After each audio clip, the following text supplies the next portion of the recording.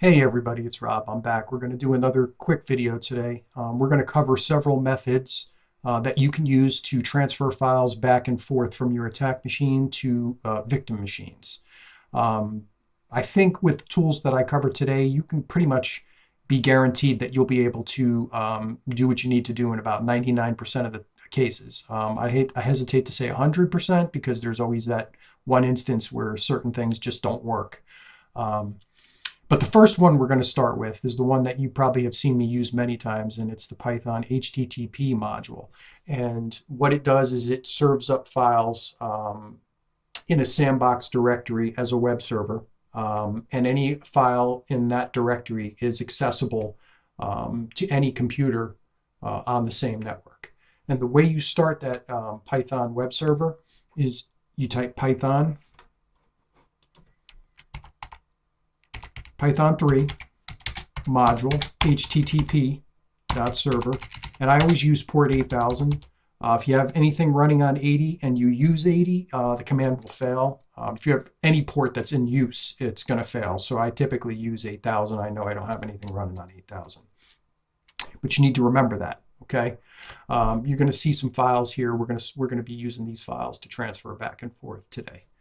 So I'm going to hit enter. I am now serving up files to any computer on the same network as me. I'm going to pop over here to our victim machine, which is an old Ubuntu machine. I'm going to do an ls, and you can see there are no files in the directory other than that examples.desktop. Okay. What I'm going to do is I'm going to use a tool called wget, and that tool is used to get files from a remote host. And the way you use that tool is you type wget, and then it's the address of your attack machine web server. So 172.30.1.36, port 8000. Do not forget that. It will not work. And then all of the techniques that we're going to be using today are extremely case sensitive. So you need to make sure you type the name of the file correctly or it will not work. So I got pyweb.txt. And you can see that file is there now. Okay. Now, we're going to pop over to a Windows machine, and I'm going to do a dir, and you can see there's two files there, pyftp put and winrm download.txt. We're going to use two different methods to get that pyweb.txt file onto this machine. The first one is going to be certutil. The second one is going to be a PowerShell command that you can use to get it. I personally usually use certutil, but it's completely up to you. If you're more comfortable and you know PowerShell, you can use that as well. So the command to grab that file is certutil.exe, and then it's URL cache tacf, and then it's the web server of the, I cannot type today, sorry, of the attack machine, which is 172.30.1.36. Don't forget that 8000.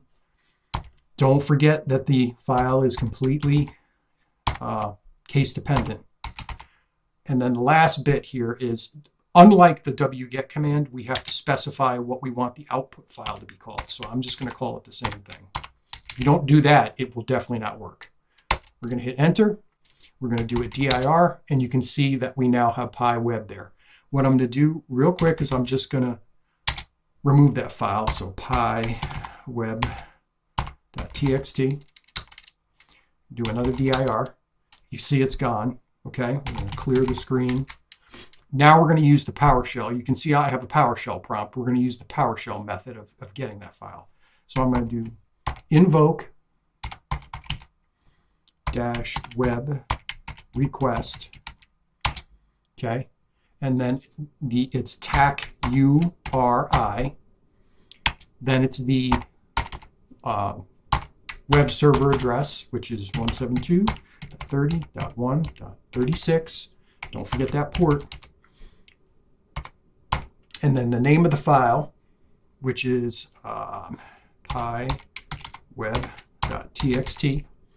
And then again, we got to specify the out file. We do that by typing out file and then the name of the file, which is going to be again pyweb.txt. Now let's just check our Syntax: invoke web request URI HTTP 8000 pyweb.txt outfile pyweb.txt. We're going to hit enter.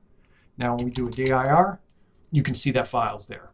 Okay, so that's the first method of transferring files back and forth, and that's using the Python HTTP server.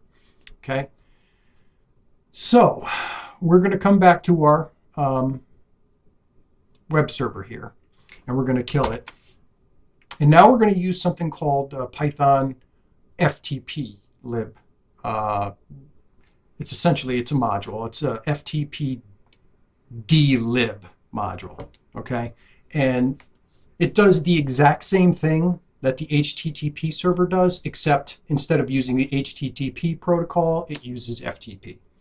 And the way you start that is you type Python 3. Now this one has a few different arguments that you have to do, okay? The name of the module is py ftp d lib, okay? And then you want to run it, you have to specify the port you want to run it on, 21, and then you have to specify if it's going to be read-only or if it's going to be, you're going to have the ability to write. We want to use write so we can go both ways with it here, okay? So that's what we're going to do. I'm going to hit enter, and we're serving it out. We're serving up files now via FTP. All right, so we're going to do two different things with this. I'm going to use the Windows machine for this demonstration. As long as the client has an FTP client on it, I mean, any machine, this is going to work, right? So and it's going to allow anonymous FTP. So we're going to be logging in with anonymous for the username and anonymous for the password. So we're going to do FTP and then 172.30.1.36. And you can see it's asking for a username. We just type anonymous. You can type anything you want, but it's traditional to just type anonymous. And we're going to type anonymous again. Okay, so first and foremost, you can see we have that pyftp put.txt, and then there's another file, if you remember, over on our Linux machine, that's pyftp get.txt. So right now what we're going to do is we're going to use this FTP to demonstrate how you would put, meaning if you logged into the attack machine, you're putting a file onto the attack machine. Okay, get means you're grabbing a file from the attack machine. So first and foremost, we'll do get, and we'll do pyftp get.txt. Transfer complete. Now we're going to do the same thing, only we're going to put that pyftp put.txt onto the attack machine. And we do that by typing put pyftp put.txt. Okay? Transfer complete.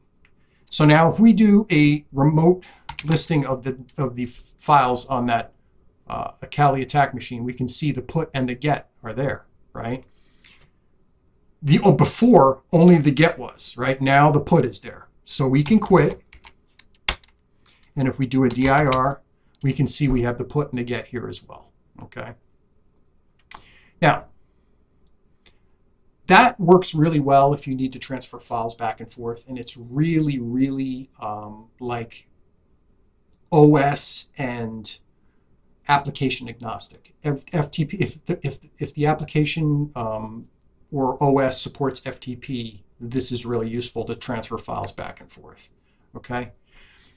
The next thing we're going to try, I believe I have a screen open already, is we're going to use a tool called Evil WinRM. Now, if a lot of times, you know, Windows remote management is enabled. Most of the time it's enabled on servers and not clients, but it could be enabled on a client. Typically, I think it's 5985 and 5986 are the ports, if I'm not mistaken, for that. If you see that in an Nmap scan, there's a good chance that you're going to be able to use that tool. And the syntax is very simple.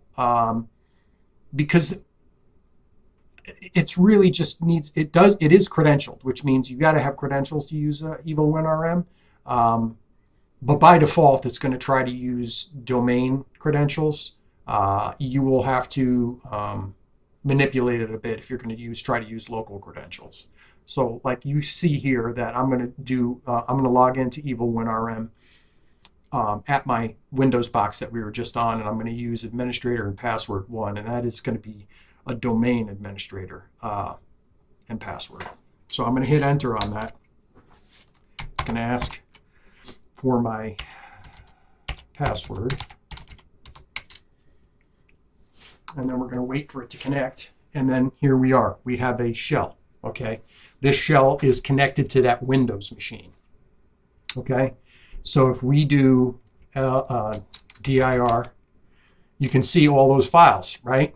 Now, there's a tool built into WinRM. If you type menu, you can see you have these tools that are listed there. Bypass for MSI, services, upload, download, the menu command which we just used, and exit. Upload and download can be a little confusing, okay? Because you have to think about it in the context of where you are. Upload actually uploads a file from the attack machine to the target machine. So it's kind of almost, you have to think about it in kind of the reverse. It's the machine that you have the shell on, you're uploading the file to that. Download sends a file to the attacker machine. And the way, it's very simple the way it works. Like for example, if we do a dir again, we have this WinRM download, right? And as I said, download sends it to the attacker machine. So we would just type download WinRM underscore download.txt, and it's done. Okay. Now we have the same file on our attack box. If we look, let's open up another shell, and we do an ls. You can see now that WinRM download file there is there, and we have this WinRM upload file. So let's go back to our WinRM session, and remember, upload uploads the file to the machine that you have the WinRM shell on. So I will be taking a file from my attack machine and putting it on the Windows machine. Okay, so you would just type upload, and then we have WinRM upload.txt, right? Which is not currently on the target machine. And it's done. If we do a dir, we now see that WinRM download is there and upload. So both of them are there. So basically what we've done is we've taken all the files, and now all the files are everywhere. They're all on the attack machines. They're all on the attack machine. They're all on the victims. And these are probably the key tools that you would use. Now, there's one more tool that I'm not going to show you because it's been covered and beat to death. That is Metasploit. When you have a Meterpreter session, you can do the same thing you can do with WinRM, which is upload and download files all day long. Maybe I'll do that in another video. I just wanted to cover the non-Metasploit ways to get these files back and forth. And like I said, if you use these methods, it pretty much covers most circumstances. I would struggle to think of a situation where you couldn't get a file onto a machine. You know, with Windows, you always have CertUtil and you always have PowerShell that are available to you. Certainly the Python HTTP module and the FTP module, they make things super simple. WinRM is a great tool, but it's not always available. And then Metasploit, if you're using Metasploit, is also a great tool. So hopefully this helps somebody. If you have any questions, let me know. But this is how you get files back and forth between your attack machine and your victim machines. All right? Thanks, guys. Hope this was helpful. See you next video.